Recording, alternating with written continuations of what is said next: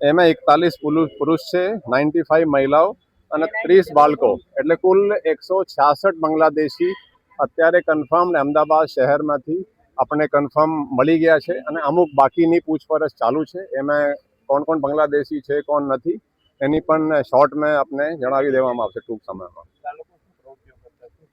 આમાં જે મહિલાઓ છે મોટા ભાગે સ્પામાં થોડું એ પ્રોસ્ટિટ્યુશન વગેરેના એમાં હતી, અને જે પુરુષો હતા એ છૂટક મજૂરી, કંઈ કોઈ ટેલરિંગ ને છે, કંઈ કોઈ આ કચરા ઉઠાવવાનું કામ, કંઈ ટાયર પીણવાનું કામ, એ જુદા જુદા મજૂરી વાળા જ કામો આ લોકો કરતા હતા. આ લોકો ડોક્યુમેન્ટ જે મળી આવે એમાં કોઈ સ્થાનિક એજન્ટનો અથવા સ્થાનિક લોકોની કોઈ સંડોવણી કે એવું નહીં, આ કોની સંડોવણી કે શું છે એની અત્યારે તપાસ પછી હશે.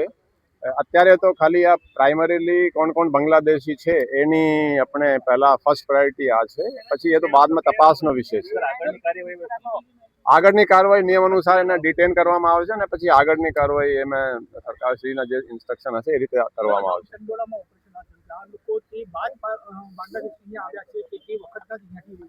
નહીં, અમુક જે આપણે પૂછપરછ કરી, અમુક મહિનાઓ પહેલા પણ આયા છે, કોઈ 8 મહિના પહેલા, 6 મહિના પહેલા, અમુક 2-3 વર્ષ પહેલા પણ છે. આજે છે ને ચંડોલામાં તો અત્યારે બધું ક્લિયર થઈને અમુક જુદા જુદા વિસ્તારોમાંથી મળ્યા છે. દાખલા તરીકે નારોલ છે, વટવા છે, પછી ઓઢવ છે, ઈસનપુર છે, નાની લીમડા છે, આ એરિયામાંથી વધારે મળ્યા છે. આમ તો અમદાવાદના જુદા જુદા સરખેજ એરિયાથી પણ મળ્યા છે, નરોડા એરિયાથી પણ મળ્યા છે, પણ મોટા ભાગે આ પહેલા એરિયામાં છે. ઝોન 6ના એરિયા વધારે, એમાં ડીસીપી ઝોન 6ના એરિયામાંથી વધારે મળ્યા છે, અને વધારે વિગત પછી જે છે આંકડાકીય અને ડિટેલ છેલ્લે આપણે જોઈન્ટ કમિશનર ક્રાઇમ મિસ્ટર શરદ સિંઘલ આપી દેશે. Thank you.